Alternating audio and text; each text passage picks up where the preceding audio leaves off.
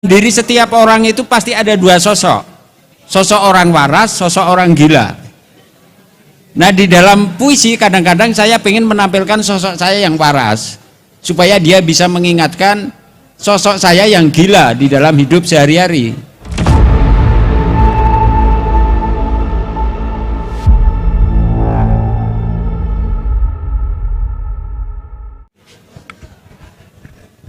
Bismillahirrahmanirrahim. Selamat malam Pak De. Nama saya Edoy. Saya pengen nanya menyinggung dari teknologi tadi ya. Ini kan kita memasuki era digital ya, sehingga rindu boros daya. Aku sebenarnya kepo dengan triknya Pak De, gimana cara berkolaborasi dengan sepi agar kita dan kata tidak kehilangan gila. Karena sementara ini saya dapat gilanya doang. Terima kasih. Monggo Mas. Assalamualaikum warahmatullahi wabarakatuh. Nama saya Muhammad Arif Al-Abror, mahasiswa UIN Sunan Kalijaga. Yang saya tanyakan begini, tentang bagaimana sulitnya menjadi seorang penyair. Karena kalau kita lihat banyak tuh sastra mahasiswa sastra Indonesia misalkan sudah wisuda tapi belum tentu jadi penyair. Toh berbalik dengan mahasiswa kedokteran tuh pasti jadi dokter misalkan seperti ini. Mungkin yang saya refleksikan tentang sulitnya itu karena mungkin sastra itu benar-benar misalkan dari Al-Quran saja, jadi banyak toh penyair-penyair itu kan mengambil, jadi awal dari sumber-sumber sastra itu dari Al-Quran. Misalkan kalau kita lihat dari ayat-ayat yang Allah firmankan, usama iwat torik wama adwa kamat torik ik itu kan sastra yang sangat luar biasa. Jadi yang saya tanyakan tentang hal itu bagaimana, karena yang saya lihat ada teman-teman saya yang penulis puisi yang sampai saat ini masih belum jadi penyair yang seperti Pak Jokmin misalnya, tapi puisinya sangat bagus, bisa mengalahkan Pak Jokmin. Mungkin cuman itu yang bisa saya tanyakan. Assalamualaikum warahmatullahi wabarakatuh. Pertanyaan pertama tadi terkait dengan, ya sebenarnya sudah dijelaskan ya tentang kesunyian itu ya. Tapi bagaimana caranya berkolaborasi dengan sunyi gitu. Pertanyaan kedua terkait dengan siapa yang pantas menjadi penyair gitu. Ya kira-kira begitu. Monggo. Ya, pertanyaan pertama dari Edo ini, saya ini sebenarnya gila juga. Cuma di dalam puisi saya menampakkan diri menyamar sebagai orang bijak gitu loh. Tapi sebetulnya sama. Saya itu kadang sampai pagi itu ngapain, saya masih buka-buka HP, sampai pernah saya banting HP-nya loh. Ternyata saya nggak dapat apa-apa kok di itu. Kenyataan faktanya begitu. Tapi di puisi kan saya harus jadi orang bijak gitu loh. Nah itu.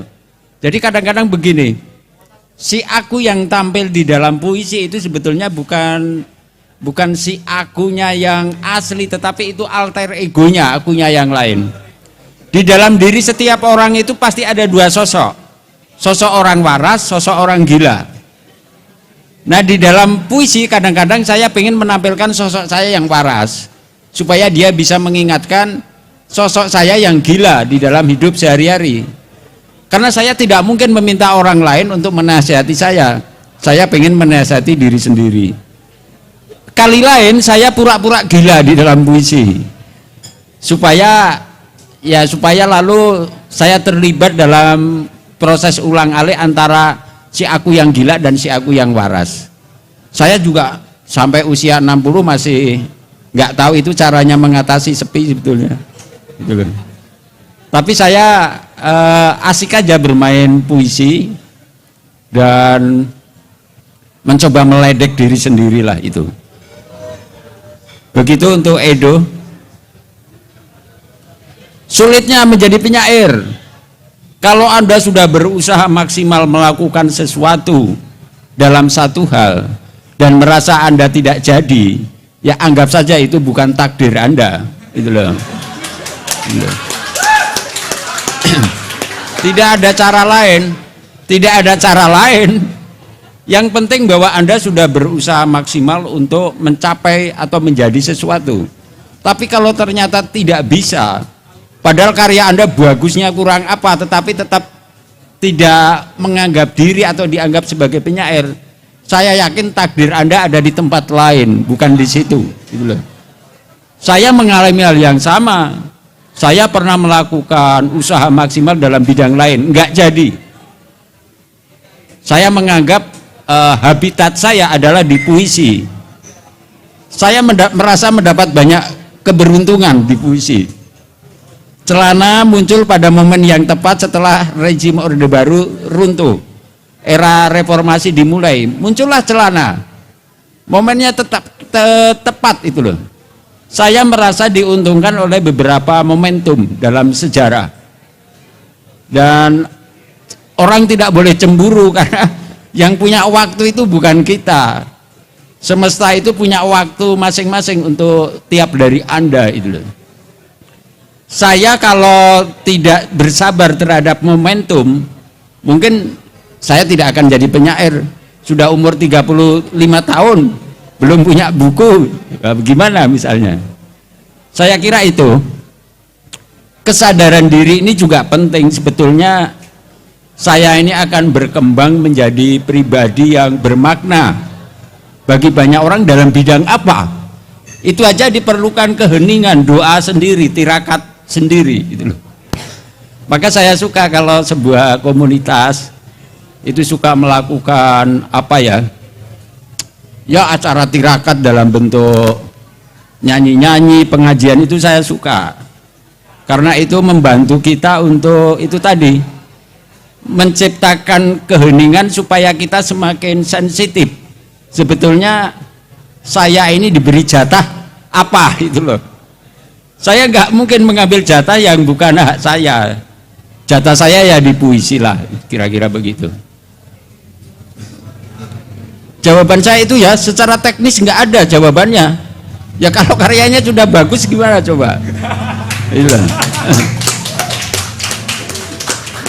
Atau mungkin belum diterbitkan sebagai buku. Bisa juga. Anda belum ketemu momentum terbit menjadi buku. Menerbitkan buku pun Anda harus pakai naluri, enggak bisa. Kapan ya saat yang tepat? Makanya harus pandai-pandai merasakan getaran waktu. Waktu yang disediakan untuk saya itu kapan ya kira-kira itu loh. Mungkin karya ini bagus tapi terbit pada saat yang tidak tepat.